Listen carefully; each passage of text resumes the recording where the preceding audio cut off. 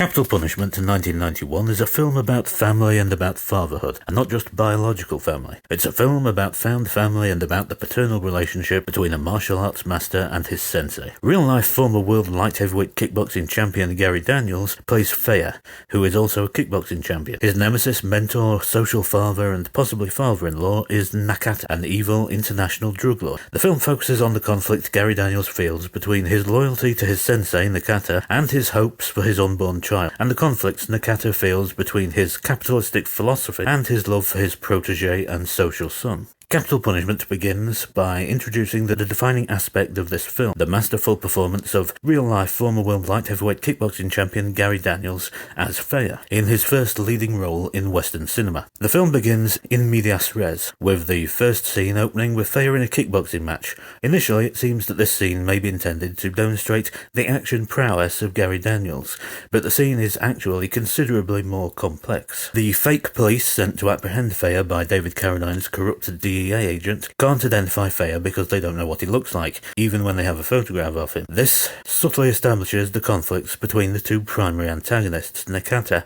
and David Carradine. Carradine cares only for the drugs, but Nakata is primarily motivated by his relationship with Faya. As the corrupt agents try to identify Faya, Carradine tells them that there's one way they can be sure: no one fights like Faya. That's what he's saying, no one fights like Faya. This may be because he is being dosed with the drug, which will be a major part of the plot. It seems to be a performance-enhancing drug. We later hear that this fight was set up by Nakata, who may also be Faya's father-in-law. The sole purpose of the fight is to bring Faya into the plot of the movie. After the fight, the corrupt DEA agents arrest Faya and knock him unconscious, one of several times in the movie when he is knocked unconscious. They take him to a secret headquarters they have, where Mel Novak exposits the premise of the film to him. A Taiwanese scientist had developed Project Kick, a drug which was meant to promote faster growth in cats, but it also promotes growth in humans and makes people immune to pain. It's also extremely addictive, and so the scientist became addicted to the drug he developed, and eventually he died, and the formula for the drug found its way to Nakata. Nakata has been selling the drug in Asia, and now he wants to expand the market to America.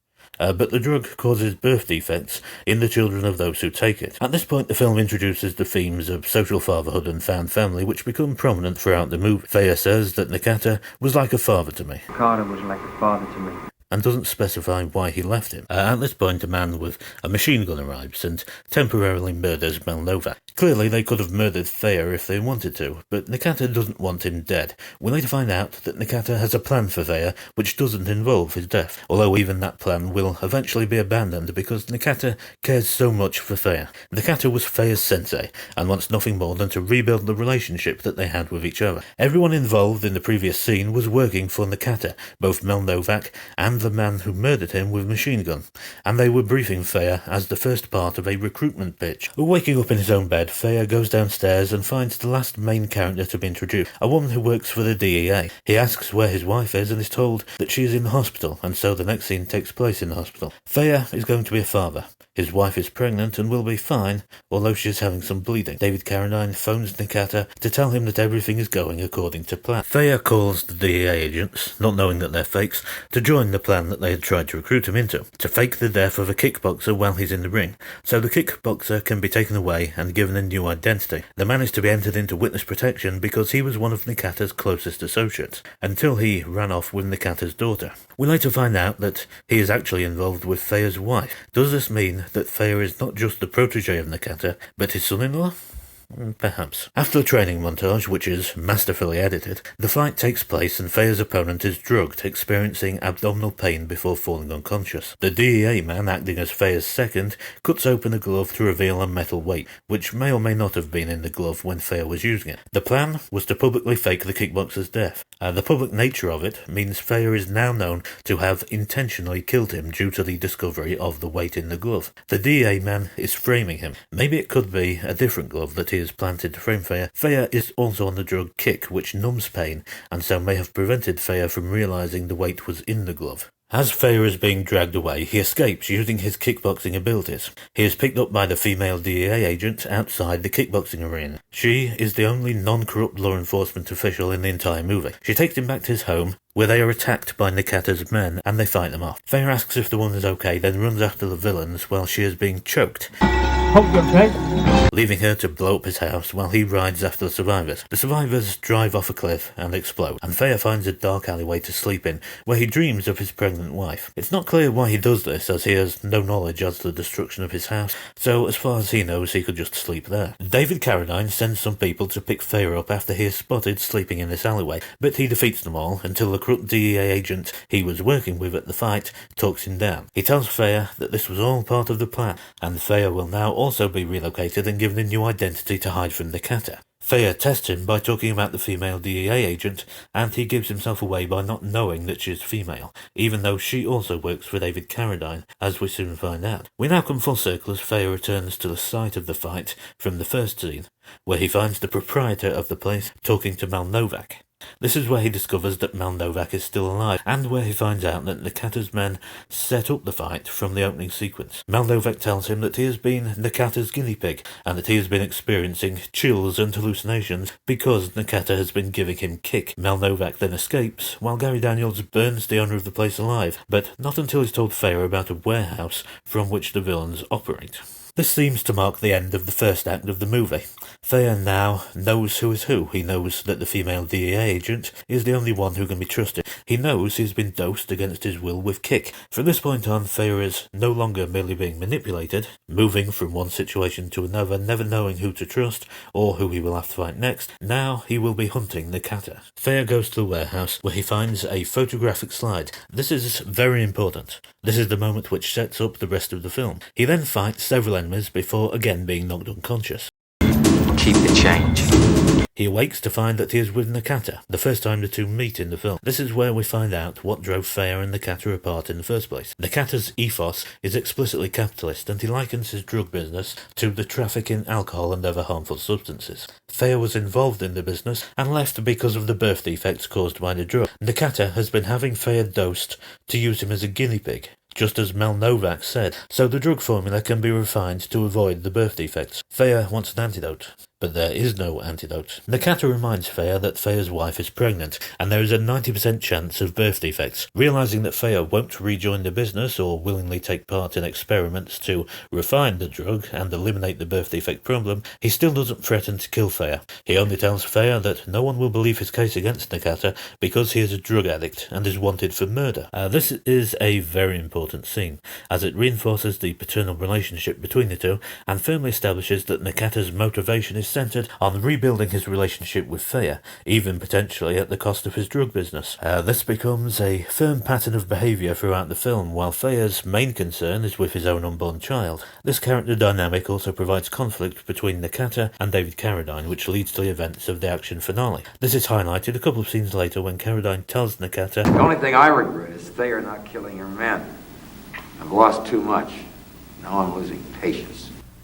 that he is losing patience over his treatment of Thayer. The scene ends with the female DEA agent arriving and Thayer escaping, after which the warehouse spontaneously combusts and Thayer and the female DEA agent go to a hotel where Thayer goes through withdrawals. The withdrawal is dealt with through meditation under the tutelage of the female DEA agent's uncle, Chang. The focus of the film then shifts to the slide Thayer found at the warehouse. David Carradine reveals that he planted it with the knowledge of Nakata and expects this to lead to Thayer agreeing to rejoin the Enterprise as a guinea pig. Thayer is meant to believe that the slide is an image of his unborn child inside his pregnant wife, and this is supposed to motivate him to work for Nakata. Carradine's plan falls apart when Thayer takes the slide to an imaging expert, who is not a paedophile.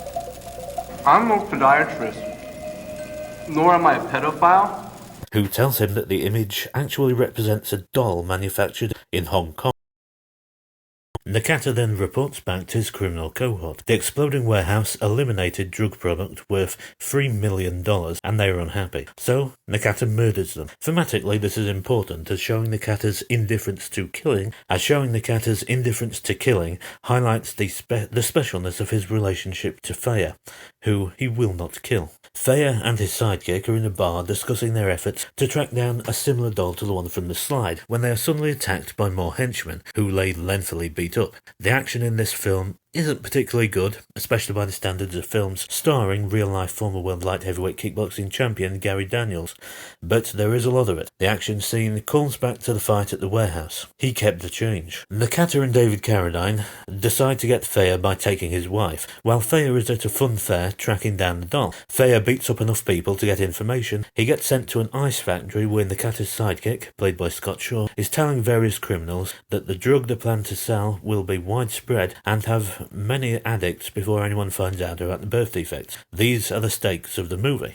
Scott Shaw isn't really important, but as he dies, he tells Faya that Nakata has his wife, and Faya finishes him off. Apparently the first time Faya has actually taken a life in this film, but not the last. This comes well after he is free from the effects of the drug. This plays into the themes of fatherhood once again, as Faya is moved to violence by the prospect of birth defects becoming widespread, and by the threat to his wife. David Carradine tells the female DEA agent to bring Faya in, and refuses to give her backup for whatever it is that she's planning. This is one of only 2 scenes in the movie where David Carradine is on screen with another character from the movie. This brings us into the third act of the movie, as Faya and the female DEA agent head for Nakata's headquarters at the exact moment that the drug shipment is due to arrive, and Nakata is due to deliver it to his criminal co-conspirators and to David Carradine. Mel Novak is also here, arranging security and offering a special bounty for anyone who can get Faya. Faya fights his way through all the henchmen, and Nakata still just wants to recruit him. Even now, when it's too late to stop the birth defects, so it isn't relevant to recruit him, that's still the priority Nakata has. In some ways, this is a repeat of the first scene where the two of them met.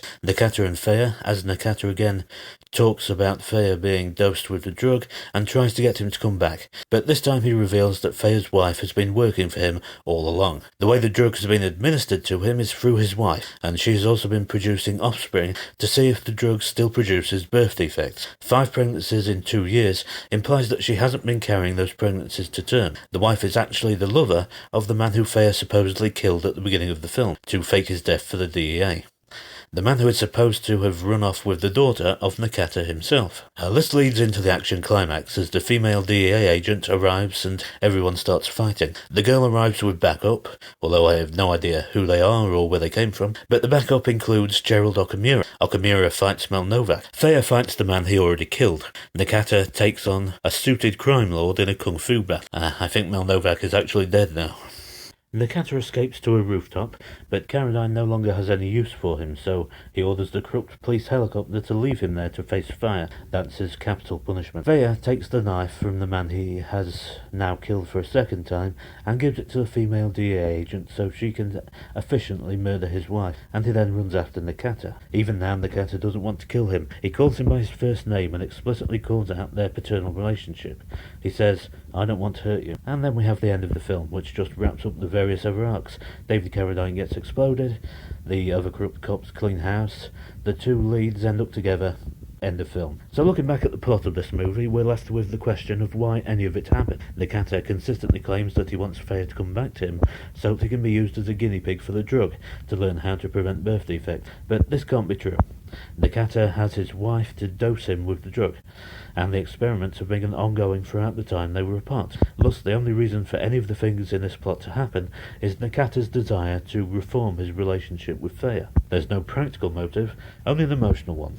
If Nakata had done none of the things in the movie, he would have succeeded. Millions of babies would probably have been born with birth defects, millions more would have been addicted, and Nakata would have made his billions of dollars. Capitalism would have prevailed. Nakata's desire to rebuild his relationship with Faya destroyed his own plan, and ultimately caused his death. So pretty good film.